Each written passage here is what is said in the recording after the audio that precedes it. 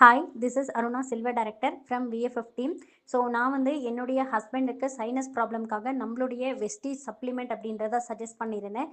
So என்னுடைய ஹஸ்பண்டுக்கு sinus problem அப்படின்றது கிட்டத்தட்ட ஒரு 10 இயர்ஸாக அவருக்கு இருந்திருக்கு. ஸோ டாக்டர்ஸ் கிட்ட போயிருக்காங்க. ஆயுர்வேதா, சித்தா இந்த மாதிரி இங்கிலீஷ் மெடிசன்ஸ் நிறைய எடுத்திருக்காங்க. பட் ஆனால் எந்த ஒரு மெடிசன் எடுத்துமே அவருக்கு வந்து க்யூர் ஆகவே இல்லை. மூக்கில் ஆப்ரேட் கூட பண்ணியிருக்காங்க. சதை வளர்ந்துருச்சுன்னு சொல்லி சொன்னதுனால ஆப்ரேஷன் கூட பண்ணோம். பட் அப்போவுமே வந்து அந்த சைனஸ் ப்ராப்ளம் அப்படின்றது சரியாகவே இல்லை. ஆனால் நம்மளுடைய சப்ளிமெண்ட் அப்படின்றது எடுத்துக்கும் போது அவருக்கு வந்து கண்டினியூஸாக வந்து 1 இயராக அவர் எடுத்துகிட்டு இருந்தார். பட் ஆனால் ரிசல்ட் அப்படின்றது ஃபஸ்ட்டு 2 to 3 மந்த்ஸ் ஸ்டார்டிங்லேயே அவருக்கு கொஞ்சம் கொஞ்சம் ரிசல்ட் அப்படின்றது தெரிய ஆரம்பிச்சது. ஸோ ஸ்டார்டிங்கில் அவருமே எடுத்துக்கிறதுக்கு கொஞ்சம் பயப்பட்டார்.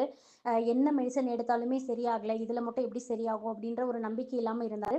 பட் நான் வந்து அவருக்கு சொல்லி புரிய வச்சு, இல்லை இதில் எடுத்துக்கிட்டிங்கன்னா கண்டிப்பாக சரியாகும், என்னை நம்பி ஒரு 3 மாதம் மட்டும் கண்டினியூ பண்ணுங்க அப்படின்னு சொல்லி நான் பேசி அவருக்கு புரிய வச்சு நம்மளுடைய சப்ளிமெண்ட் அப்படின்றத நான் வந்து சஜஸ்ட் பண்ணியிருந்தேன். ஸோ அப்போ வந்து அவர் என் மேலே நம்பிக்கை வச்சு சப்ளிமெண்ட் அப்படின்றத 2 மந்த்ஸ் கண்டினியூஸாக எடுத்துக்கிட்டாரு. ஆனால் 3வது மாதம் ஸ்டார்டிங் அப்படின்னும் போது தான் வந்து அவருக்கு கொஞ்சமாக ரிசல்ட்டே அப்படின்றது தெரிய ஆரம்பிச்சது. ஸோ அவருக்கு என்ன ப்ராப்ளம் இருக்குன்னு பார்த்தீங்கன்னா, ரன்னிங் நோஸ் கண்டினியூஸாக இருந்துக்கிட்டே இருக்கும். அதே மாதிரி அடுக்கு தும்மல்னு சொல்கிறது அதுவுமே கண்டினியூஸாக இருந்துக்கிட்டே இருக்கும். எப்போவுமே தலைவலி இருந்துக்கிட்டே இருக்கும்.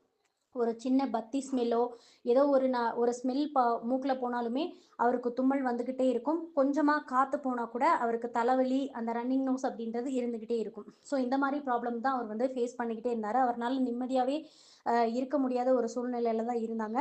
அப்புறம் நம்மளுடைய சப்ளிமெண்ட் எடுத்துக்க பார்த்தீங்க அப்படின்னா 3வது மாதத்தில் கொஞ்சம் கொஞ்சமாக ரிசல்ட் அப்படின்றது தெரிய ஆரம்பிச்சது. அதுக்கப்புறமா கிட்டத்தட்ட அவர் வந்து ஒரு 1 இயராக எடுத்துக்கிட்டாரு.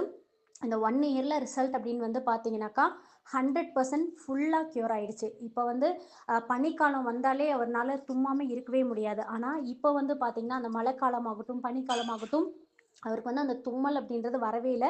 முக்கியமாக அந்த ரன்னிங் நோஸ் தண்ணி வடிஞ்சிக்கிட்டே இருக்கிறது அப்படின்றது சுத்தமாக இல்லவே இல்லை. தலைவலி அப்படின்றது போயிடுச்சு.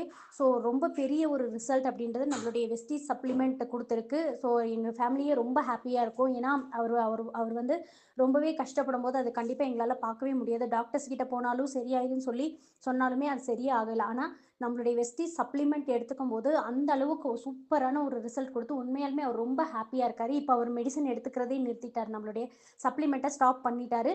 ஸ்டாப் பண்ணதுக்கப்புறமும் அந்த சைனஸ் ப்ராப்ளம் அப்படின்றது இன்னும் வரவே இல்லை. ஸோ அப்பேற்பட்ட ஒரு ரிசல்ட் அப்படின்றது கொடுத்துக்குது. ஸோ இந்த சப்ளிமெண்ட் அப்படின்றது வந்து நம்ம எடுத்துக்க தான் ரிசல்ட் கிடைக்கும். ஸோ நார்மலாக டாக்டர்ஸ் கொடுக்குற மெடிசனுக்கும் இதுக்குமே நிறைய டிஃப்ரென்ஸ் இருக்குது. ஸோ சப்ளிமெண்ட் அப்படின்றது பர்மனெண்ட்டாக வராமல் தடுக்கிறது தான் சப்ளிமெண்ட். ஸோ அதுலேயும் நம்ம வெஸ்டீஜ் சப்ளிமெண்ட் உண்மையாலுமே அது உண்மை